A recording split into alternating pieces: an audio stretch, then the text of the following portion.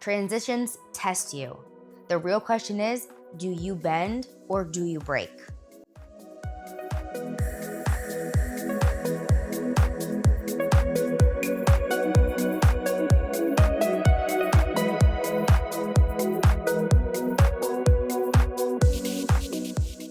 In this episode, I'm going to share with you guys a little bit about how I've stayed so connected to myself during some of my most biggest life transitions. That was from Europe to the States, opening a business in Europe, then moving it back to the United States, taking my partner and moving him and myself back to the United States just this past year together, our relationship. So it's not only business, but it's personal life as well. And I want to share that with you. I want to share the tools, the values, and the routines that have helped keep me so connected, and if not connected me even deeper to myself throughout all of these changes and all of these transitions. Life transitions are definitely equivalent to stress in our identities. And to break this down and to put it in plain English, when we go through something stressful, when we go through something that is a big shift or a big change, our identity and who we are has to shift or has to grow too. If not, there's a lot of comfort. And even to get to that next level and who we are and who we are becoming, we're going to feel that shift. We're going to feel the transition as it comes in because things are different. We're going to feel the transition as it comes in because things are uncomfortable, they're unfamiliar. And when things are unfamiliar and uncomfortable, there's going to be that resistance. There's going to be disconnection. And so, how does one stay connected to themselves in the midst of a huge life transition? This is a question that I've asked myself a lot of times over the year because, to be completely transparent with you guys, I feel like I've only become more and more connected to myself through these huge life changes. And I've seen a lot of friends and I've seen a lot of people become disconnected to themselves, their vision, their values, their dreams throughout life's transitions. And the thing about life is, it is inevitable that we experience transitions. There is a book, and I will link it in the bio. It is that, in plain English, it basically says we go through, as adults, about 30 to 35, maybe even 40 years, depending on how old we live, of transition. All of those years going through transition. Imagine if every single time you disconnect and you lose yourself in the process. Imagine all of the energy, all the effort, all the work that one has to put in, constantly repeating the same patterns, the same cycles, from being disconnected to then reconnecting once again with themselves through the trials and tribulations that we experience as humans on this earth. There has to be a better way. I remember asking myself this question years ago, even this past year, constantly being on the road with Yvonne, Move with Intention, kind of going all around the United States, mapping out where we're going to be living, where we're relocating to, having events and trainings and courses, pop-ups along the way. It's been a journey. It's been an adventure. How do I stay connected to myself even in the chaos? Today, I want to dive into why this is important, why I do this, because first and foremost, your relationship to yourself, my relationship to myself, is going to be and is the longest relationship that all of us will ever have. It will be longer than the relationship you have with your parents. It will be longer than the relationship that you have with your best friends, your siblings, your significant other. It is the longest relationship that we have in our lives. So why can't we all prioritize it? This is a question that I asked myself too, especially when I was younger, because I felt myself wanting to please others or be approved by others, that external validation. And I realized these connections, these relationships, are they serving me? Are they making me a better person? And if they are, why is it that I feel disconnected to myself in the process of building and making them better? Because it shouldn't be that way. It doesn't have to be that way. What I've learned and what I'm here to share with you today is the tools that have kept me in connection with myself, which I have learned that when I am in connection with myself, all of my connections outside of me only strengthen and only grow and only evolve. It's only a win-win scenario. So that people constantly will come to us and be like, yeah, but I feel selfish, or I feel like I should or should not be doing it this way. What about my family? What about my friends? They're also a priority. And the thing is, they get to be a priority, but you get to be a priority too. And years ago, when I decided, because it's a choice, and one has to choose it for themselves. But when I decided that I was a priority in my life, my relationship to myself completely changed. I started showing up differently for myself. I started talking to myself differently, treating myself differently, being a different person to and with myself. Because that right there is going to make the difference. If you treat yourself in a way that doesn't serve you, how can you expect to serve and to be of impact or value to anyone else? This is like your tree. You are like your tree. You have to be able to water your tree or your plant, whatever you want to do. It's a metaphor, it's always a metaphor. You have to be able to water it, to nurture it, to feed it, to give it good things. Weed out the weeds, get rid of the weeds. Your mind is like a garden. Weed out those weeds. Your body as well. What are you digesting? We're going to jump into that later because that's something that really grounds me every single day. And I want to share these tools and these stories with you because hopefully you can take something away, you can share it with others, and you can be more connected to yourself as well than ever. So when I was 19, I went to study abroad in Croatia. Absolute game changer. I'm not going to get into the full story here, but I got to go on a scholarship and it totally and completely changed my life. I had been to Italy and France before with a program that actually came to our area here in Pennsylvania. Crazy because you wouldn't think that they would come to an area so rural, but I hopped on the opportunity, having worked 3 different jobs the previous summer to save up money to be able to go. And that opened my eyes to so many different opportunities. I realized, first and foremost, wow, there is more than English out there to learn and speak. Secondly, there are so many people out there and so many amazing stories to listen to.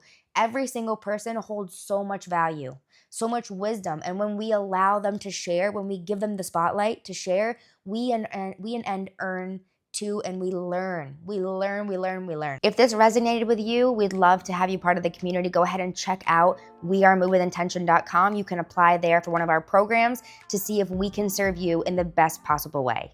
When we give them the spotlight, we not only learn from them, but we give them the space and the feeling of being seen and being heard. And that is unremarkable. You can't put a price tag on that.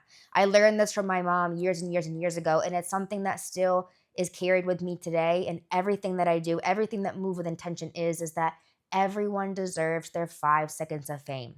You deserve your 5 seconds of fame just like anybody else. And when we show up and we give that person a chance to share their story, to share what they're working on, their inspiration, their vision, their dream, we're not only listening to them, but we're allowing them to expand, to express. And when I started traveling, that's something huge that opened up for me. Because not only was I sharing my vision, my story with other people, my experiences being from the States and other language, other background, different culture with other people, but I was learning from them just as much. And that creates such a connection. And that's why connection and community are so important to me. One of my top 5 values 100% of the time in all areas of my life. And so when I went over there to Europe for the very first time and I started taking part in conversations, pushing out of my comfort zone with different languages, not letting those language barriers stop me from making friends and hearing their stories and learning and growing together from one another, I really realized, okay, I'm going back over to Europe and I'm doing something big. I went back over, I got a full ride on masters, and I did my masters over there in Spain. And then I went back over to Spain and did my masters. I did not know Spanish whatsoever. I could probably introduce myself, ask you where the baño is, and that's about it. I signed myself up. I applied for the scholarship. I got the full ride and I didn't speak any Spanish. The program was half English and half Spanish. So I knew I was in for a wild ride. But that's what I do. I start before I'm ready, and this is nothing new out of my character. If you know me, then you know that's how it is. And I said, okay, I'm going to learn Spanish rápido, super fast. So I started with the audiobooks. I started with conversations with people. Anyway, 1 year in Madrid turned into 5 years in Madrid, and I had this burning desire to start a business. Burning desire. It's been on my mind for years. It's been this vision. This vision has evolved over time. I decided I'm not going to wait until I decide, like, I'm bored of Spain. Who says that? No one. I'll go back to the United States of America. Who also says that? And I said, I'm going to start right now. I'm going to start right now. Now, with my visa and how it was in Spain, I technically couldn't work. And I wasn't going to let that stop me from starting Move with Intention. So I started Move with Intention. Everything was free, everything was donation based, everything was community building based, and I started anyways. Now, shifting from a side hustle to a full-time business and a full-time gig now back in the United States where we can make money, this has been a transition and a half. So how have I stayed connected to myself? I want to give you guys the tools that I've been using in hopes that even just one of them are helpful for you. Now, the whole business thing in Europe, moving overseas multiple different times on my own, moving back to the States, those are huge transitions. How do you not lose yourself in the process? Because, of course, your identity evolves. Life transitions equals identity evolving, yes or yes. It's got to evolve because the thing about it is a lot of times I see this in businesses when we go and do corporate events or trainings or we just talk with people that work in those environments. Your identity has to level up if you expect your business to level up too. A lot of times the business grows and evolves because the identities stay the same. And then there's resistance, there's turbulence, there's chaos and frustration. Why can't it be like this? Why am I falling behind on that? And it's not that they're doing anything wrong. It's just that the identity hasn't caught up to where the vision already is and where the vision is going in the future. Super simple. And you can break that down by using tools like this. So, how? Here are the tools that I have used and continue to use in real time that made all the difference in staying connected to myself during these huge life transitions. Number one, my values. A lot of people don't even know their values. If you're one of those people, there's no judgment whatsoever, but just take a second after this episode and write down your values. You don't even realize how useful this is, especially when it comes to making decisions or choosing your circle of influence, your friends. It just takes a few minutes to sit down intentionally and write down your values. What do your values look like? When you put them on paper, how do they make you feel? Why do you choose these as your values? And if you think about a certain area of life, how did you feel in that certain area of life when things were all the way up here? Top, top, top. You were performing. You were crushing it. You were feeling at ease and peace and in your flow state. What were those feelings? What are the values that comes up for you? Ask yourself these questions if you don't already know your values and get to the bottom of your values. Now, your values list can be 10, 20, 30 items, but what are your top 5? What are your top 5 values and how does that reflect who you are as a person, how you show up day in and day out, and your vision going forward into the future? If this resonated with you, we'd love to have you part of the community. Go ahead and check out wearemovewithintention.com. You can apply there for one of our programs to see if we can serve you in the best possible way. Speaking on values, having my list of values written down is essential for me. I have them written down in my journal. I have them written down in my agenda. I use them throughout the day when it comes to making decisions or deciding and choosing how I'm going to react to any given situation. Because at the end of the day, when I know my values, what does that mean? I know who I am. I know who I am at my core, and no outside noise, no chaos, no other person's opinion is going to come in and shift that for me. I have to be the one to shift that. I get to be the one to shift that. And if a value feels out of alignment, then I get to do the work around it to make it higher on my list or to take it off my list entirely because it's no longer serving me, who I am, or what I'm doing in this world. So take a second and get super duper crystal clear on your values. My number one value is integrity. Integrity, integrity, integrity. Because if I'm giving my word to someone or for something, I'm holding to that word. Now, things happen and life shifts, and I totally understand that we get to be flexible and we get to be adaptable and we get to wear our stretchy pants. But if I say I'm going to do something, it's because I mean it. It's because my word for me personally has so much value that I will do whatever it takes. I will do whatever it takes to make it happen and to follow through and to do the thing that I said that I was going to do. Now, not everyone is like that. Not everyone is going to have integrity on their list, and that is totally okay. But if you have integrity on your list and you come face to face with someone, a friend, a family member who doesn't have integrity on their list, it doesn't mean that you're better than them. It doesn't mean anything at all. It just means that you know who you are and you get to stay in that space of integrity no matter what anyone else chooses to do with their values and in how they show up and in who they are. I think this is really, really powerful. Get clear on your values, know what they are, know how you implement them into your life and how they are impacting who you are. I also have a non-negotiable daily routine. Now, this might be silly, and you might wonder how there's time for this or how I would ever make the time for this in the morning. No, if you are really diligent about staying in connection with yourself, you will be open and flexible to experiment, because I know that's what I did. I was very flexible with myself. I gave myself a lot of grace and a lot of flexibility to try different things out, just like trying on a pair of pants. Women, if you're listening to this and you know how it feels to go jean shopping, it's like trying on a pair of jeans and being like, these ones don't fit, okay? They're not even going up over the calves. Then you find another pair that go up over the calves, but they're not hitting the hips, okay? They don't fit either. Maybe that's meditation. Maybe that's breath work. Maybe that's journaling. You try these things out. You try these things on. You see how they feel, how they fit, if they serve you. And if they don't, that's totally okay. You leave them at the door. You throw them out. And you try something new until you find a pair of jeans that fit you like a glove, because they exist and they're out there somewhere. But just like that, these tools too. Which ones fit your personality, your values, your person, who you are inside, who you are becoming, and then utilize them. For me, my non-negotiable, which I have on my list every single day under the word nourishment, is movement, meditation, and remembering who I am. Now, that might seem a little bit vague, and I'm not going to break it down completely. We do this with our clients, but remembering who you are is essential every single day. If you make it a point to remember who you are at your core, reflecting on your values, reflecting on who you are, helps you remember that much easier in situations where stress takes over or where emotions are heightened. It doesn't matter what it looks like for you. If this resonated with you, we'd love to have you part of the community. Go ahead and check out wearemovewithintention.com. You can apply there for one of our programs to see if we can serve you in the best possible way.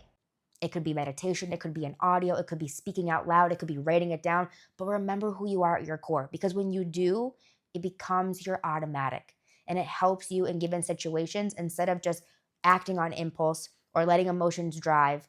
And then as well, for me, movement. Movement has always been a huge part of my life. When I was little, it was negative. It was punishment. It was because I had to, because I needed to, because I should. I shifted that, I reframed it, and I became a coach.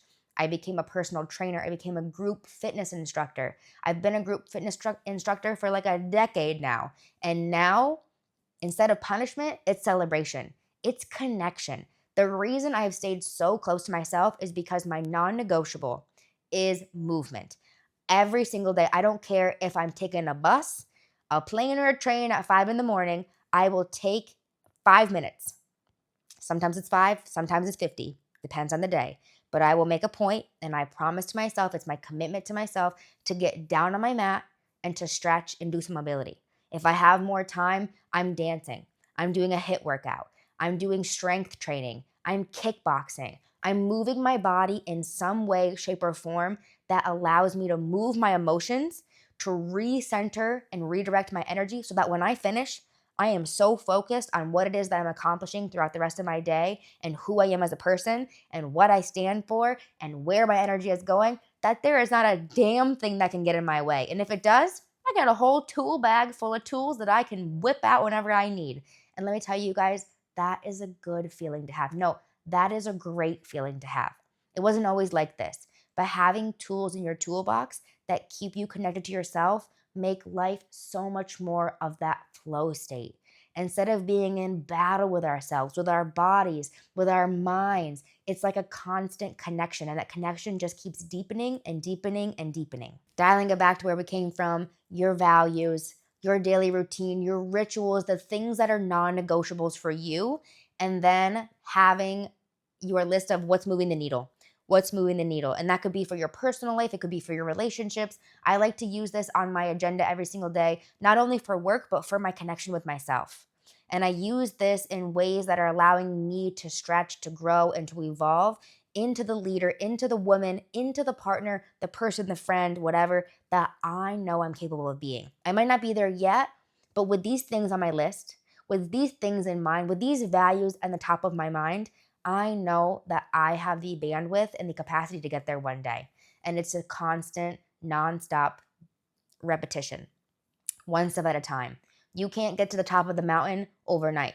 We all know that. It is one step at a time. And you know what really, really, really, really makes it count are on the days when I wake up, and I know you've had them too, where you don't want to do it, whatever it is. You don't want to do anything. You have no energy. You're feeling exhausted. You're feeling drained. And yes, we give ourselves grace during those periods, and we're kind to ourselves and we're loving to ourselves. But it's on the days when you've already made the plan.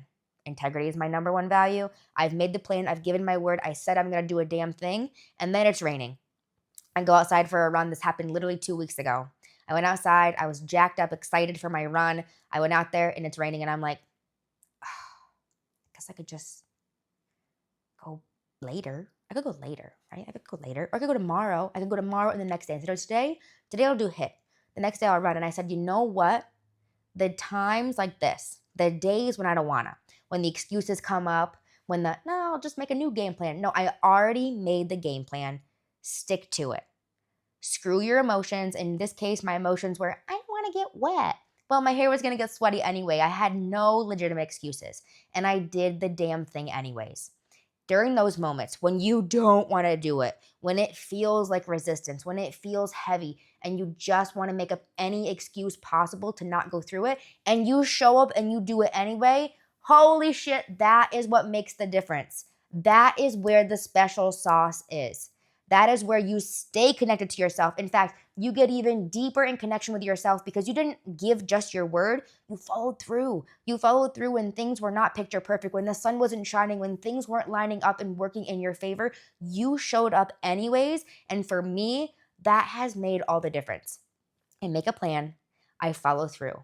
Whether I want to or not, I've made the plan coming from a good intention, coming from love, coming from growth, coming from expansion, and I follow through. I can't tell you guys how much that has made the difference over the years. If this resonated with you, we'd love to have you part of the community. Go ahead and check out wearemovewithintention.com. You can apply there for one of our programs to see if we can serve you in the best possible way. Last couple of things I'll say, tools for the toolbox is saying no when you mean no, saying yes when you mean yes. Because honestly, wouldn't it feel so much better to just mean what you say and say what you mean? Honest to God, when I learned how to say no, such a simple word, 2 letters, N-O. When I learned how to say no and was still kind and loving in the moment of saying no, I realized that I was choosing myself. I was coming back home to myself. I was staying in alignment with who I was. I was being in my integrity, and I wasn't a bad person. Another one are energy leaks. Find your energy leaks. Whether it's in your business, it's in your relationship, but find your energy leaks. Maybe it's people pleasing. Maybe it's doing things because you feel like you have to do them. It's also people pleasing, but saying yes when you don't mean yes. If it's not a full body yes, it is a no. It could be a not yet, but it is a no. Full body yes, 100%. I've lived by this rule for years, and it has made myself so much more connectable with myself, and it just made my life so much better. But energy leaks, find your energy leaks and figure out where you can shift so that you're not wasting your energy and your time on other people that don't care about you, that don't have any value or give any value back to you in your life, that are not pushing you, stretching you, making you grow, challenging you in a way that is healthy, of course, because there are other places you could be spending your energy. For example, yourself. You could be pouring all this energy into yourself instead of all these other distractions or these other life situations that we oftentimes get wrapped up in. What I've learned so much about this, and probably, guys, this is one of my favorite topics to talk about, so we will definitely talk about it again. But connection to self is really framed and created and built around these 3 pillars for me: values, routines, and awareness. And that awareness, of course, leans towards action, taking action.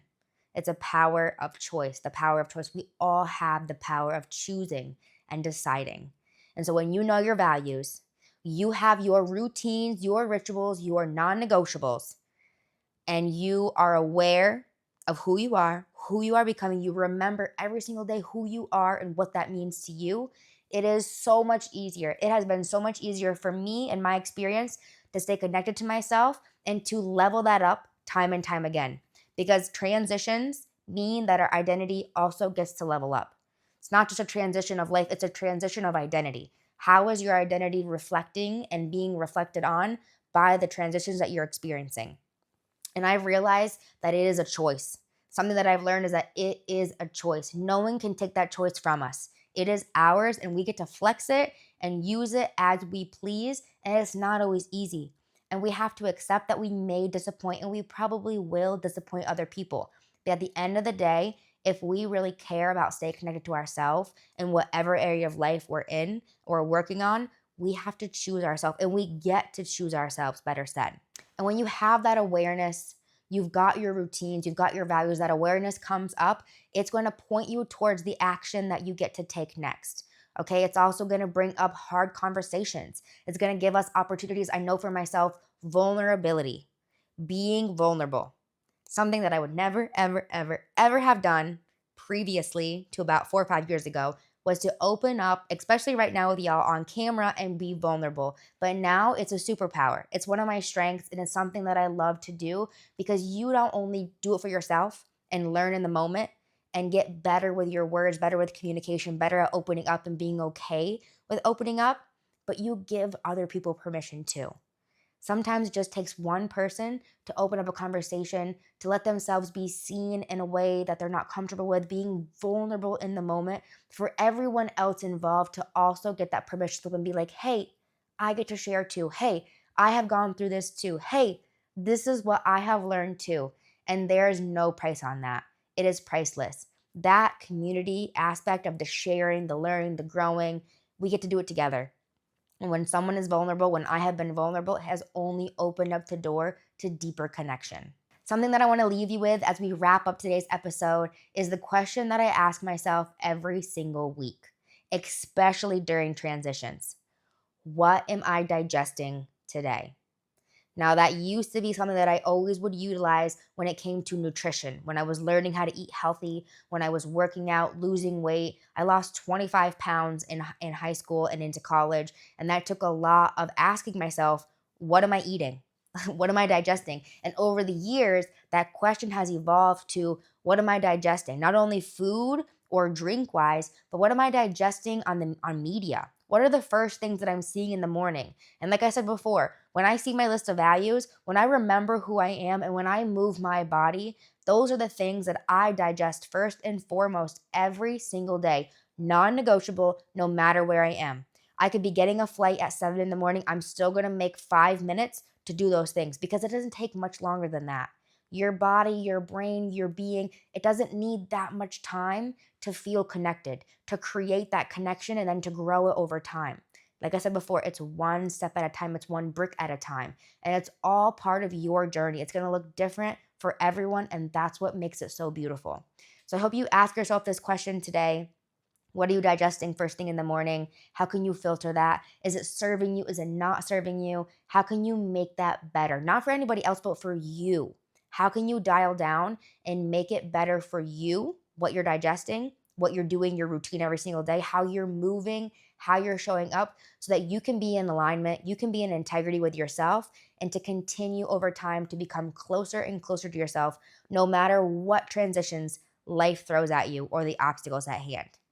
If this episode was helpful, please share it with a friend, someone who's going through transitions, someone who's learning how to be in connection with themselves, connection with others, because ultimately, when you're in connection with yourself, you have that much more capacity and bandwidth to connect with others in a genuine way. And there's been so much conversation on this topic that I am bound to do more. There's most likely a course coming out, and I'm so very excited for that because connection is huge. To be honest with you, it's my second value on my list, and it's my second value for a reason. I hope this episode was helpful. Go ahead and share it with a friend or a family member if it was. Drop a comment, let us know what you think, and thank you so much. Subscribe to the channel, keep moving with intention, and we'll see you back here really soon.